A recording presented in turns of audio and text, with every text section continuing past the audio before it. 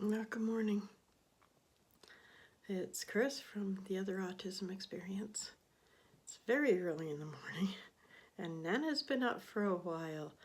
An unexpected sleepover with my granddaughter last night, and one of us takes up a lot more room in the bed than the other. So the recliner it is. Anyway,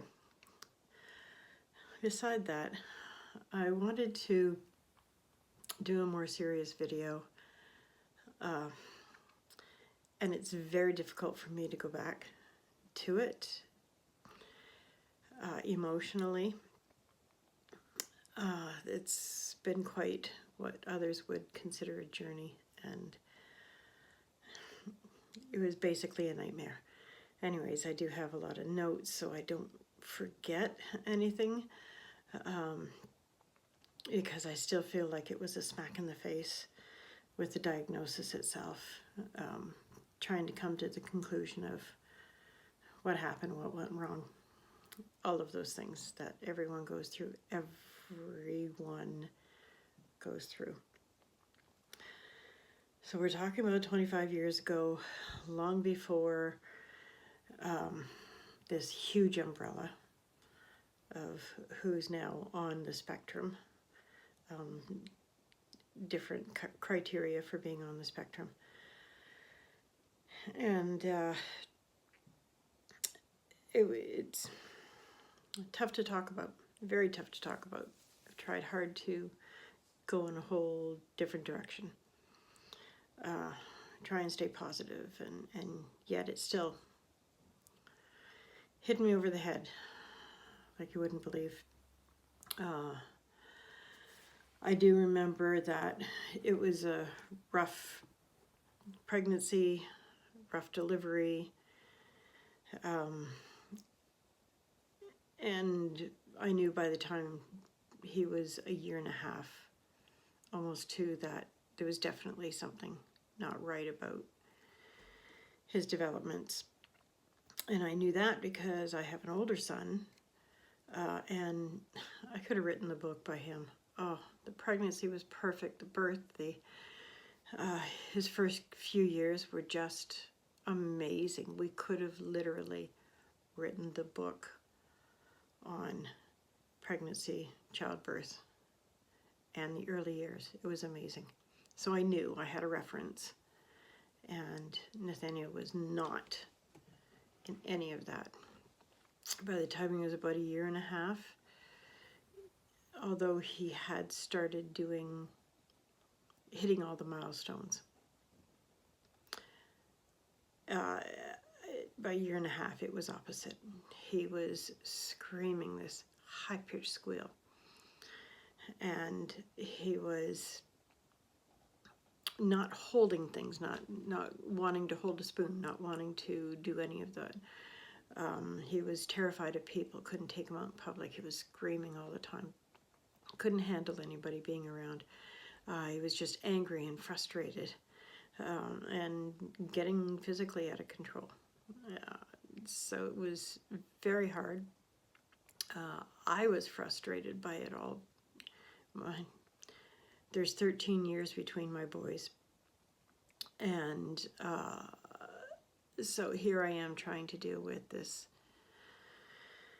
out of control 2-year-old, while I had a teenager as well. It's kind of tough.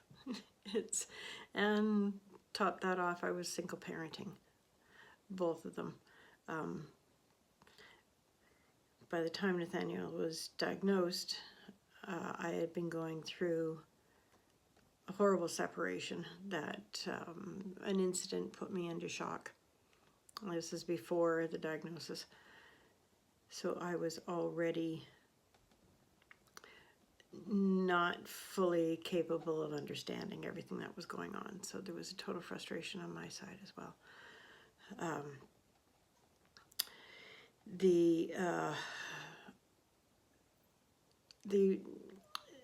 That led a lot of people to start doing a bit of searching, researching.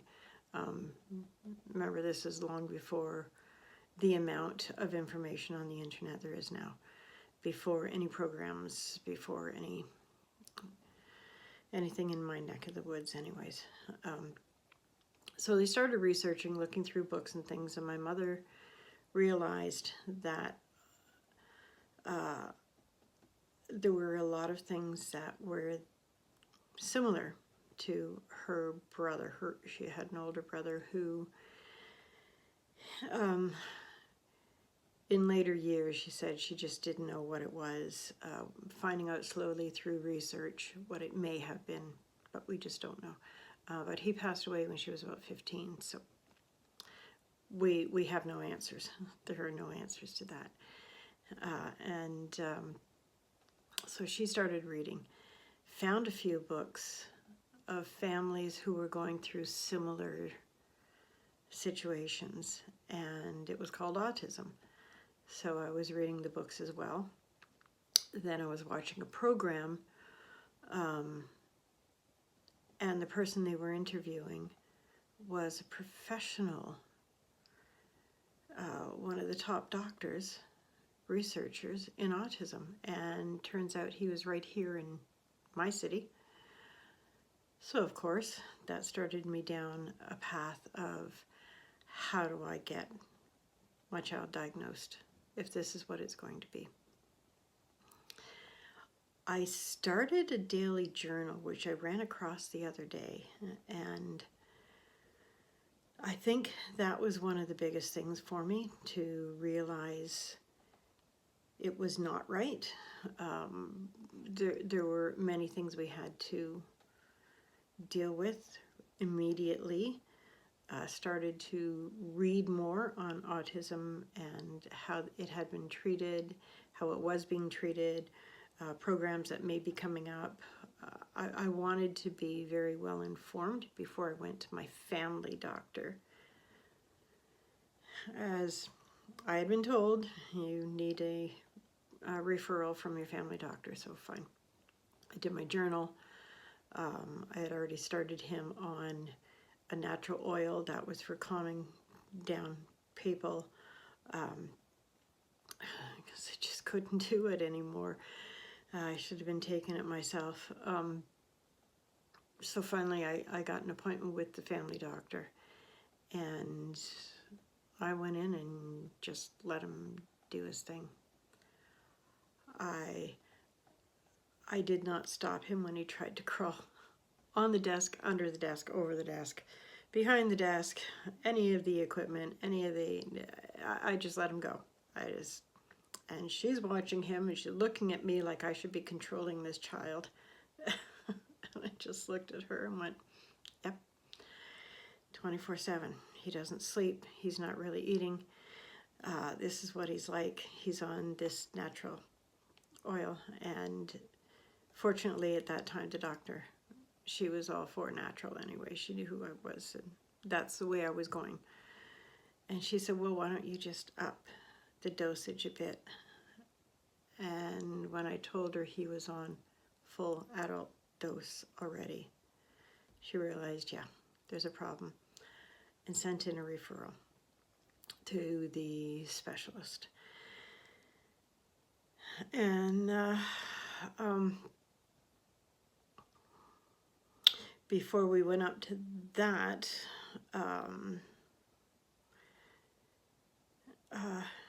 appointment, I had already convinced myself that if it was something, it was autism. I knew. So, I'm breaking down the wall. That's fine. Break the bricks down. It's autism. But in my heart of hearts, I wanted the doctor to tell me that I was just silly and he was going to outgrow this. So we get up there, and we're in this room with the doctor and a whole bunch of things, and he's just, watching, observing more than anything. And within 10 minutes, he nonchalantly said, oh yeah, that's autism. And I heard the words, and I felt the rest of that brick wall hit me. Sorry.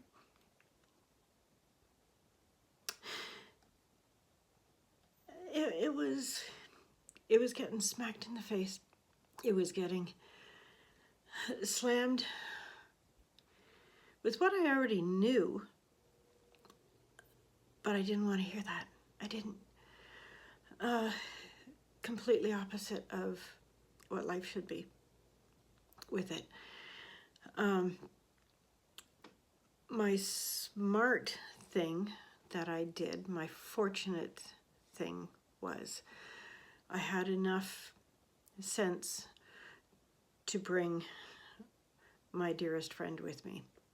I knew that she would have the capacity to think clearly, and I'm so grateful she's in my life. Like it was the best thing I could have done was made sure that she came with me. She had all the right questions to ask.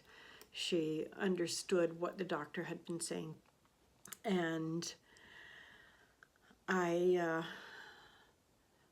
don't remember anything else in that meeting. I don't.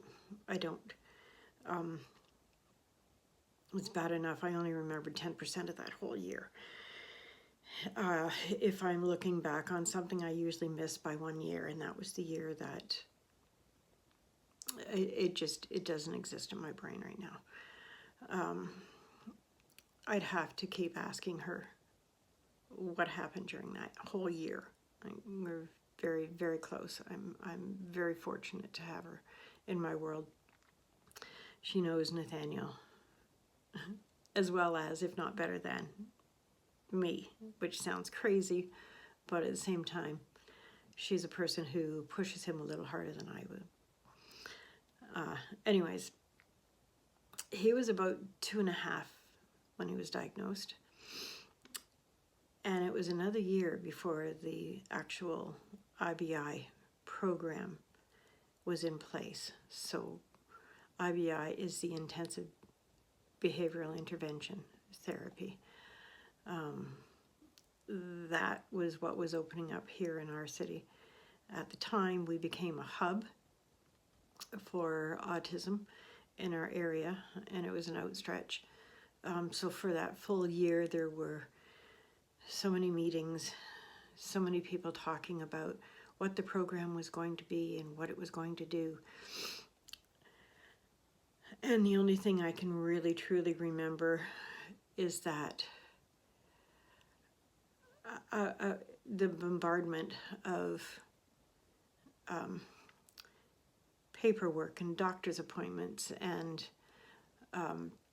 meetings and town halls and just organizations, trying to figure out organizations and what else we needed to do. And when you're not involved in any of those things, it's massively overwhelming, massively. And I wasn't sure I could handle it. Wasn't sure I was capable of that at all. And even to this day, when I think back on what we had to do,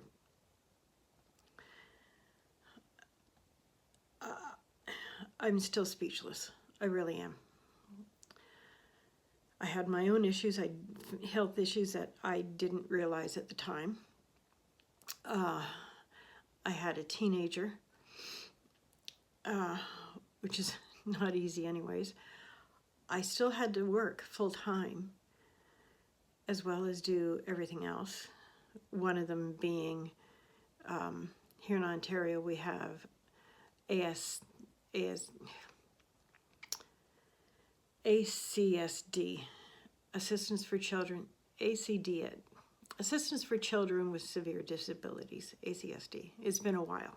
He's been on another one, ODSP, Ontario Disability Support,